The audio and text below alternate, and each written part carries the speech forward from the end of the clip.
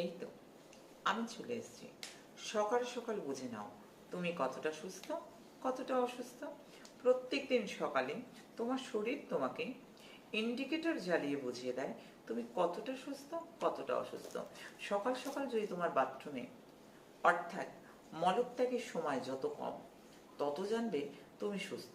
যাতে তোমার প্রেশার এলো, মলত্যাগ হয়ে গেল, তাহলে তুমি ততটাই সুস্থ। যত কম টাইমে বাথরুমে থাকবে ততই কিন্তু তুমি ভালো। কেন? কনস্টিপেশন, মলের প্রেশার আসছে না, পেট ক্লিয়ার হচ্ছে না, একাধিক রোগকে ডেকে আনে। আনএক্সপেক্টেড কোন সমস্যা যে এর দ্বারা গড়িয়ে যেতে পারে, সেই জায়গাটা সতর্ক হও।